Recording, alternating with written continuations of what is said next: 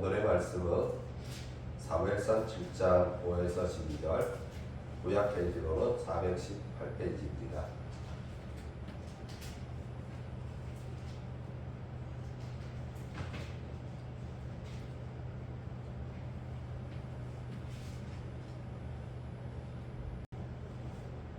다 찾으셨으면 다 함께 읽겠습니다.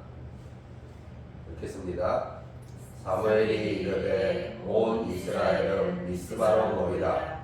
내가 너희를 위하여 여호와께 기도하리라 하매 그들이 미스바에 모여 물을 길어 여호와 앞에 붓고 그날 종일 금식하고 거기에서 이르되 우리가 여호와께 범죄하였나이다 하니라.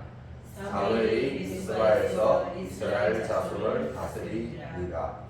이스라엘 자손이 미스바에 모였다 함을 블레셋 사람들이 듣고 그들의 반백들이 이스라엘을 치러 올라온지라.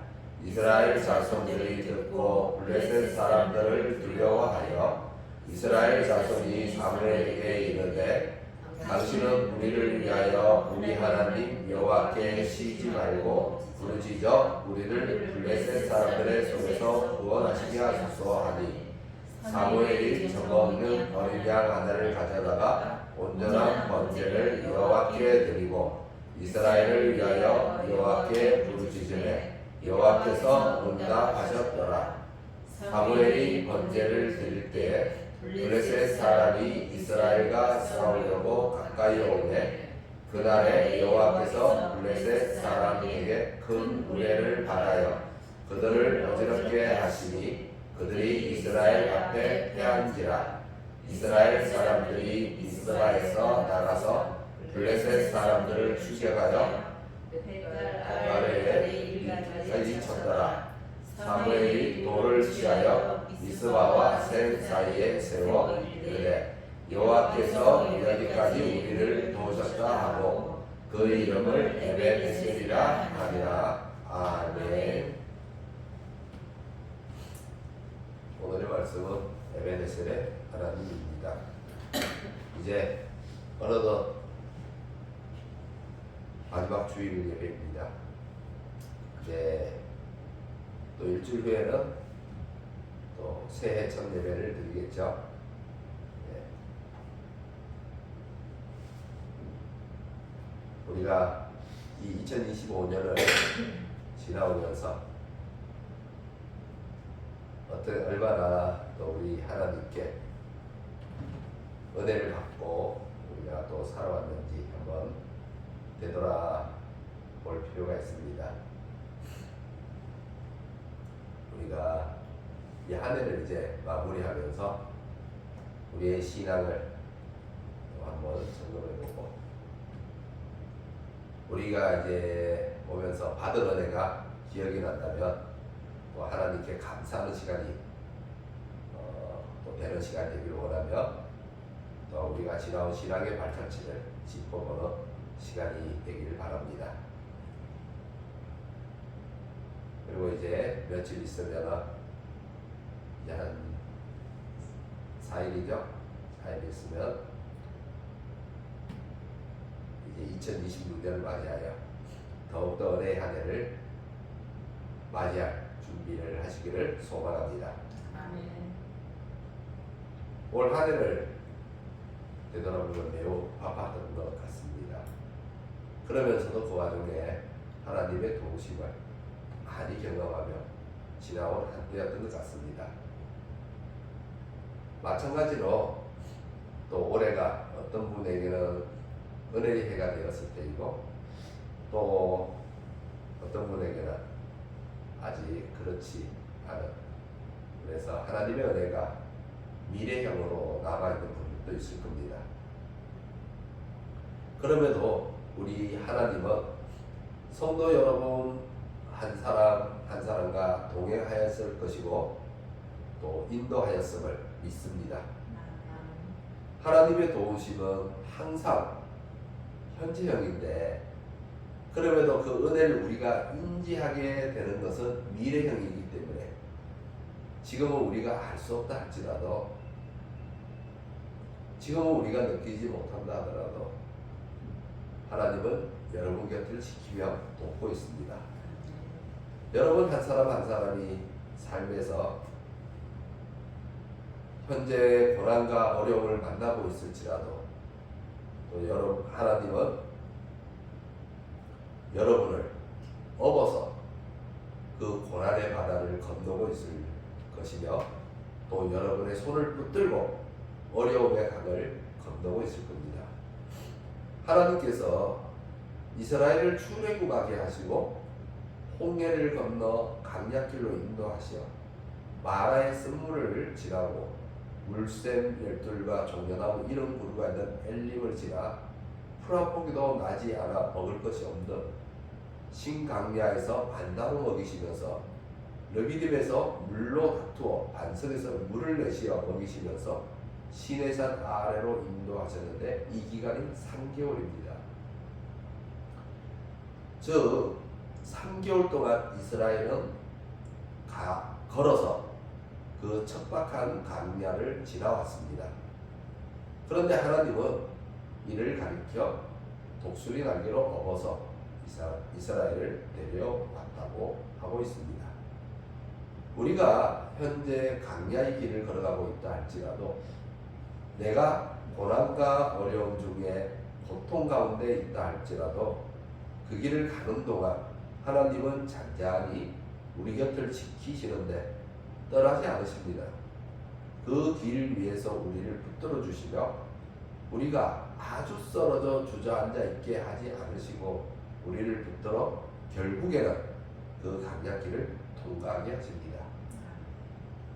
이 과정이 자신에게 현재인 사람은 여전히 어렵고 하나님의 도우심을 느끼지 못할 수도 있지만 야고보는 하나님의 미쁘심에 대해 이렇게 말하고 있습니다. 우리 다 같이 야고보의 말을 읽어볼까요? 야고보서 1장 17절 신약 페이지로 371페이지입니다.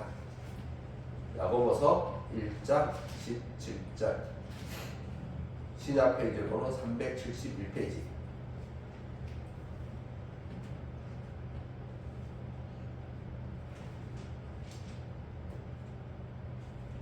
야고보서 1장 17절 신약 페이지로는 371페이지.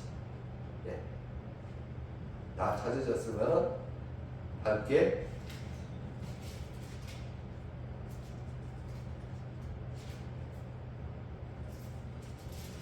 맨 끝에서 두 번째를 보면 히약벳이라고 되어 있습니다.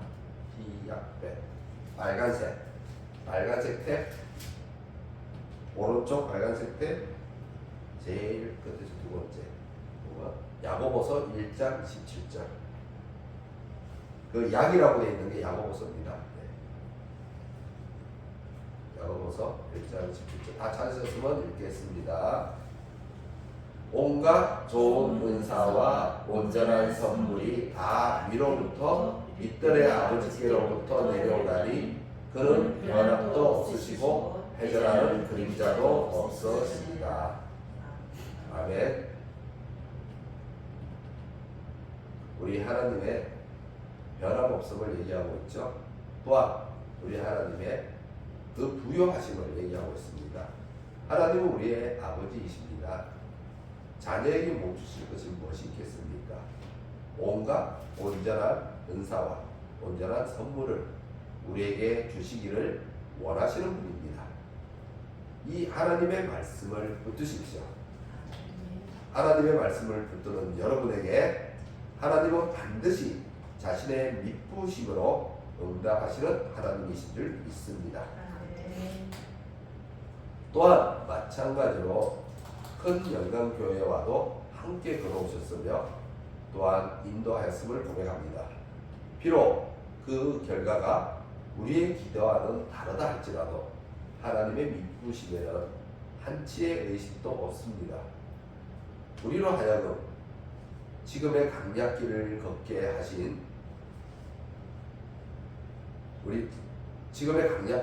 하신 것은 하나님의 말씀으로 살게 하기 위함입니다.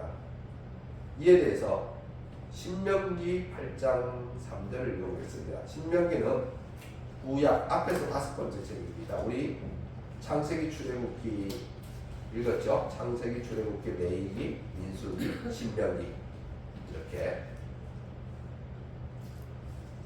창세기 출애굽기 레위기 민수기 신명기 그래서 신명기 8장 3절 구약 페이지로는 274페이지 274 예. 신명기 8장 3절 다 읽으셨으면 우리 다 찾으셨으면 우리 다 함께 읽겠습니다. 네. 자 읽겠습니다. 너를 낮추시며 너를 줄이게 하시며 또 너도 알지 못하며 내 조상들도 알지 못하던 만나를 내게 먹이신 것은 사람이 떡으로만 사는 것이 아니요 여호와의 입에서 나오는 모든 말씀으로 사는 줄 내가 알게 하려 하심이니라. 아멘. 네. 하나님은 우리를 낮추시기도 합니다. 우리를 줄이게 하시기도 합니다. 하나님을 믿는다고 항상 우리가 부유하지만은 않습니다. 그러나 이렇게 하시는 것이 바로 우리가 떡으로 우리 입으로 들어가는 그 양식으로 우리가 사는 것이 아니라 하나님의 말씀으로 사는 것을 가르치기 위해서 이렇게 한다고 합니다.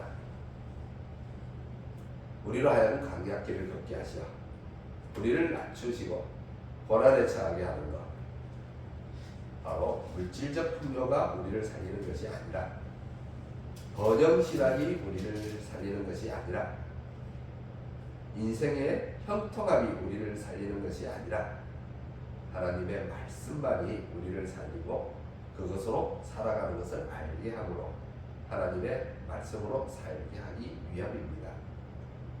그러므로 하나님의 미쁘심은 사람이 어떠하다 할지라도 또는 교회 공동체가 어떠하다 할지라도 한결같을 것이며 자기의 자녀가 돌아오는 것에 우리의 아버지 되신 하나님은 초점을 맞추고 있습니다. 이를 위해서 하나님은 에베네셀의 하나님이 되시는데 이에 대해서는 누가복음 15장에 나와 있는 탕자 비유로 예수님은 말씀해 주셨는데 아버지 사랑의 한결같음을 알리셨습니다. 따라서 하나님은 우리에게 에베네셀의 하나님으로 다가오시고 하나님의 도우심으로 인해 우리는 하나님께 붙들린 자들이 되었습니다. 이는 구약의 백성들에게도 동일했었는데 이스라엘이 수십 번, 수백 번에 걸쳐 하나님에게서 돌아서서 우상 섬기기를 밥 먹듯이 했지만 하나님은 한결같이 그들을 붙들고 그들이 회개하고 돌아올 것을 좋아하셨으며 이를 위해 그들을 돕기를 싫어하지 않았습니다.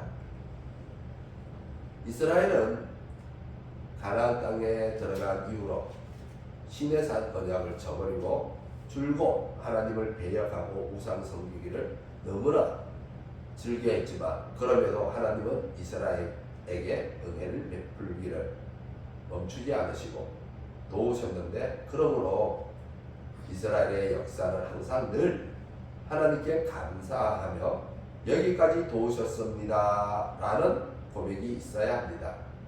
그런 면에서는 우리 한국교회의 상관도 별반 차이가 없는데 하나님께서 한국교회를 도우시고 부흥의 불꽃을 피웠지만 목회자는 번영신앙, 성도들은 기복신앙이라는 우상을 앞에 두고 하나님을 섬기고 있었습니다.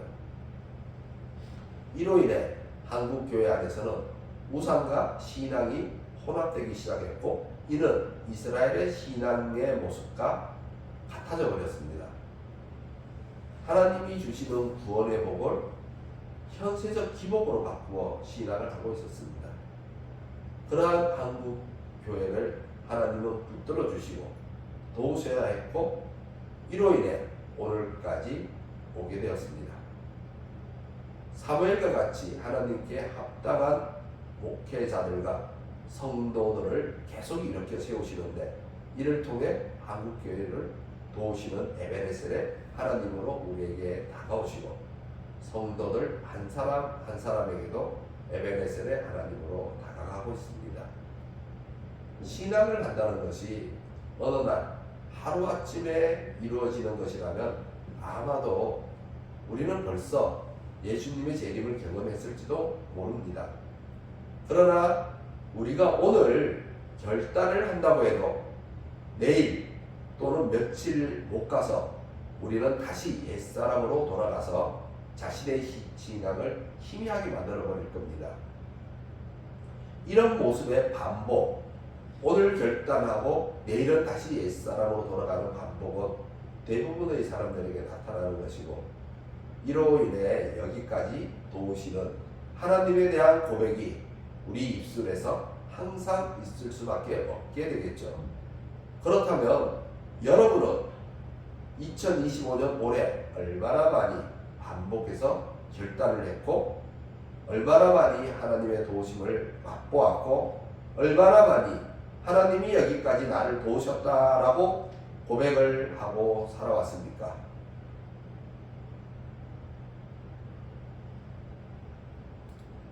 하나님이 도우시는 대상은 한 개인일 수도 있지만 가족일 수도 있고 공동체일 수도 있습니다.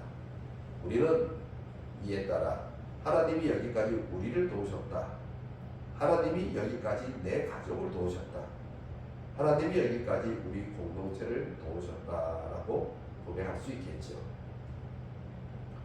성경을 보면 사무엘을 전후로 해서 이스라엘은 블레셋과 잦은 마찰을 가지게 됩니다.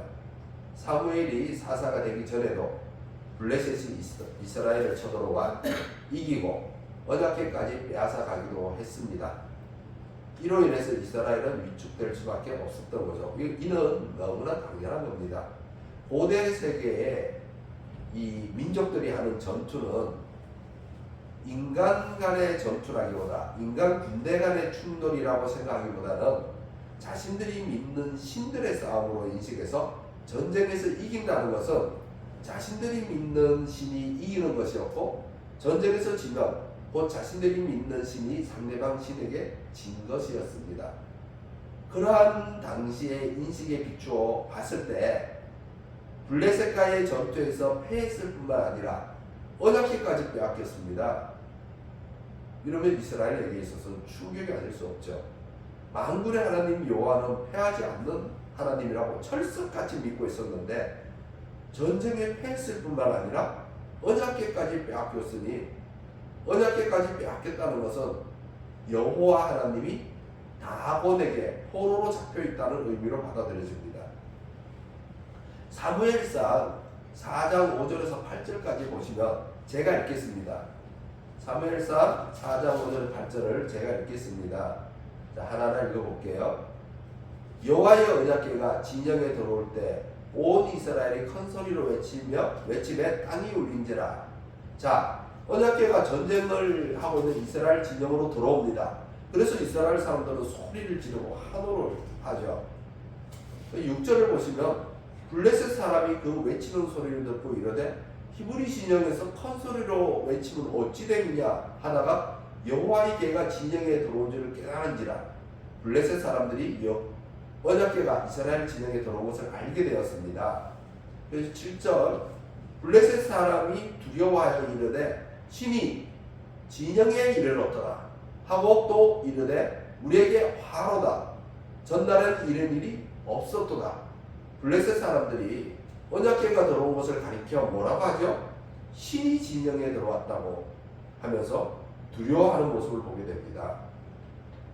8절 우리에게 화로다. 누가 우리를 이 능한 신들의 손에서 건지리요. 그들은 광야에서 여러 가지 재앙으로 애굽인을 친 신들이니라.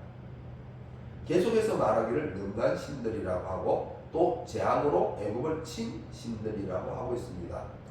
즉 언약궤를 신과 동일하게 여기고 있었습니다. 그러니 언약궤가 빼앗겼다는 것은 곧 이스라엘의 신 여호와가 포로로 잡혔다는 뜻이죠.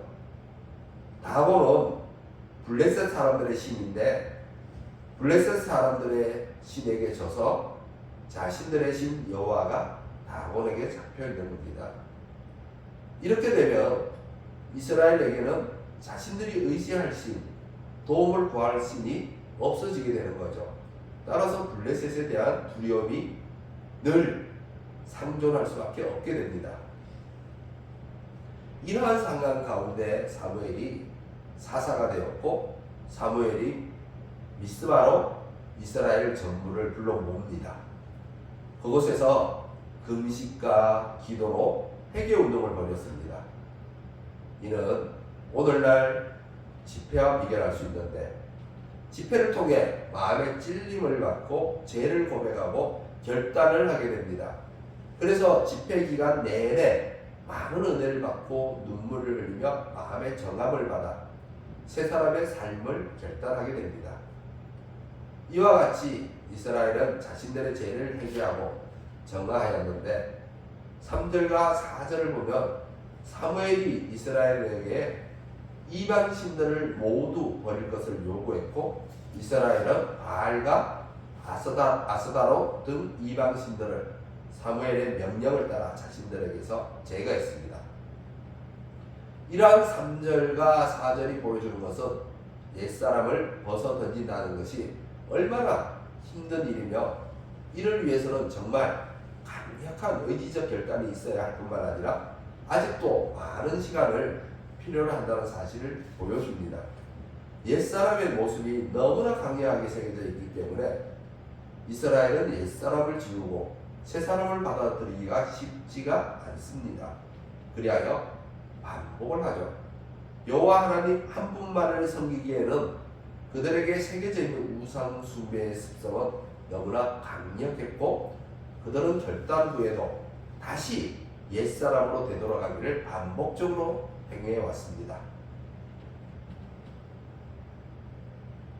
이와 같이 우리도 주님을 믿고 그리스도인이 되지만 여전히 우리의 마음은 세상의 삶 가운데 있고 여전히 세상의 삶을 바라봅니다. 우리는 이것을 계속해서 반복하죠. 그리고 또 말씀을 읽고 또 말씀을 듣고 집회에 참가하거나 기도에 참가하여 은혜를 받고 오늘 결심을 하지만 또 눈을 뜨고 내일이 되면 세상의 삶을 바라보게 됩니다. 내 앞에 놓여있는 현실적인 삶을 보게 되는 것이죠. 이렇게 우리는 다람쥐 쳇바퀴 돌던 반복적으로 같은 행위를 하고 있습니다.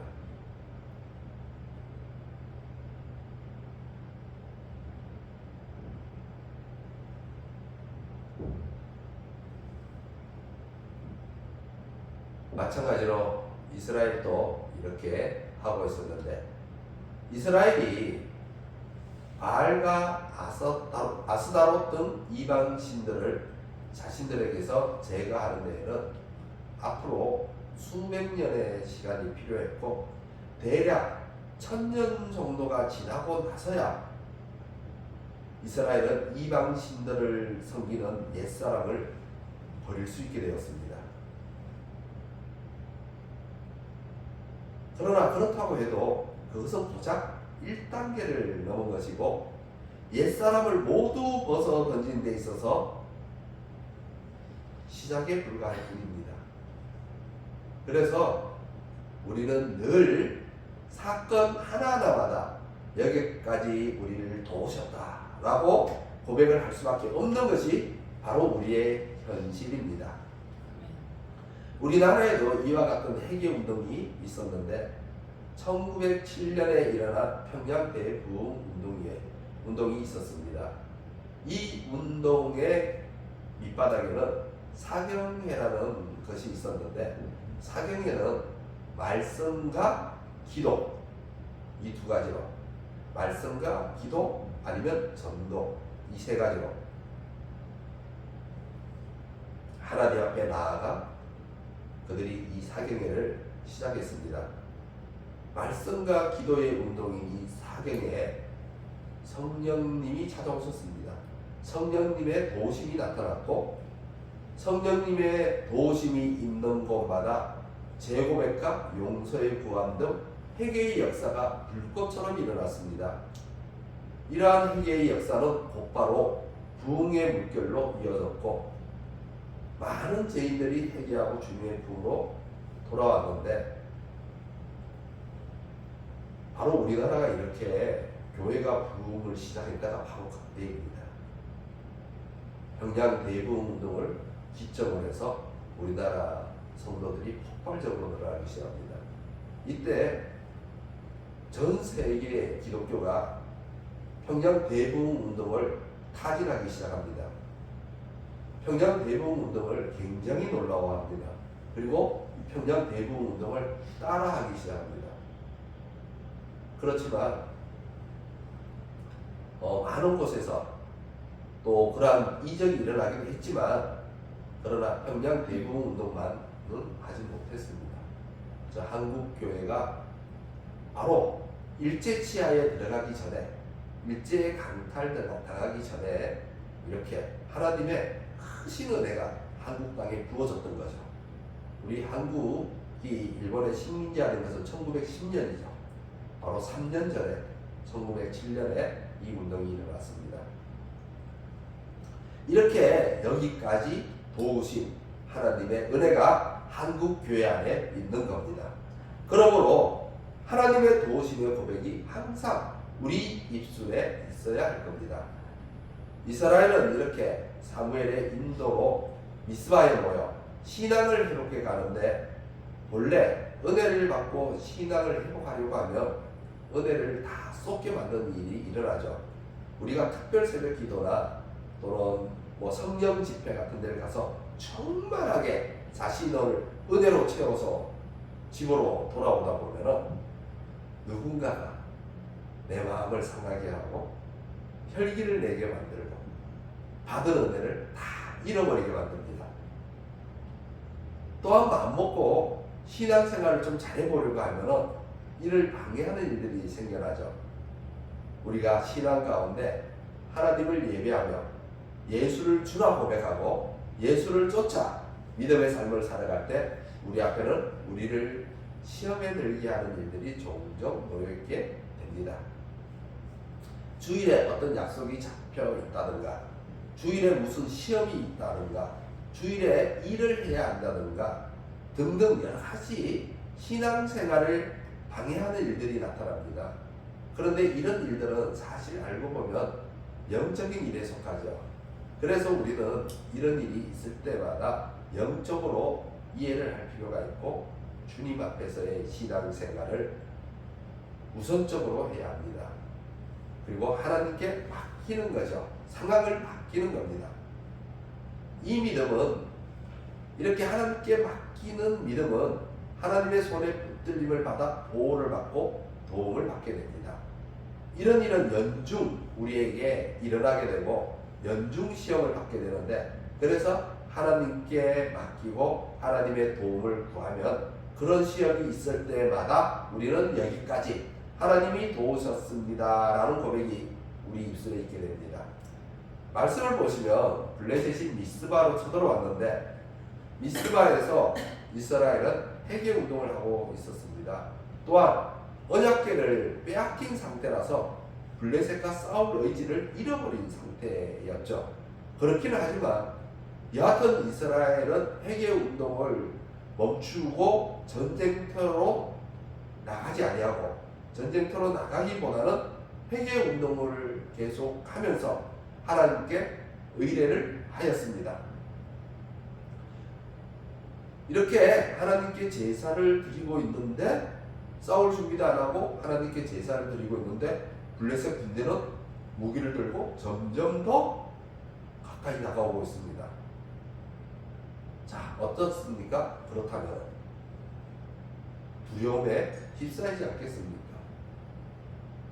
이스라엘 사람들이 슬슬 두려움에 사로잡힐 시각에 바로 그때 하늘에 하나님께서 하늘에서 우레를 발하여 이스라엘을 돕습니다.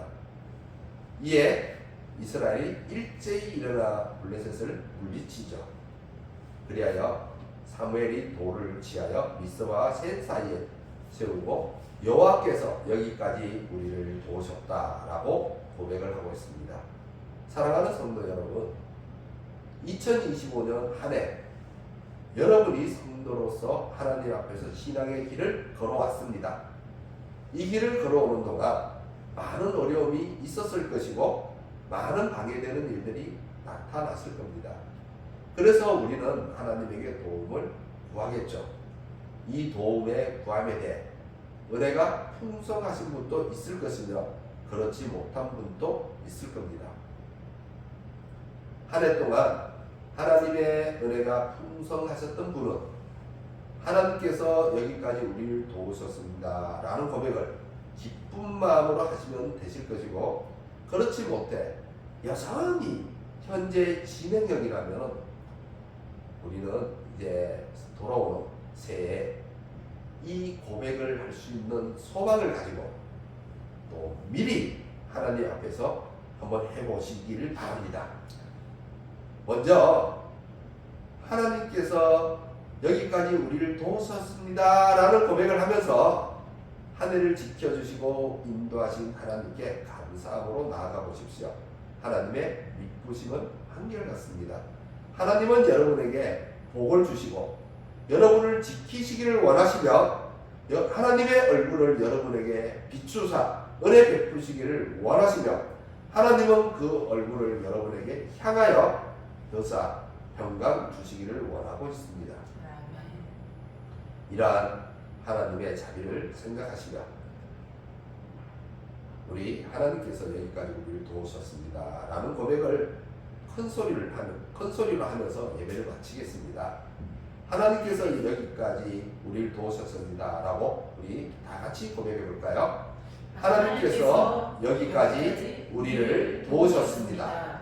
다시 한 번만 해볼게요. 하나님께서 여기까지 우리를 도우셨습니다. 기도하겠습니다.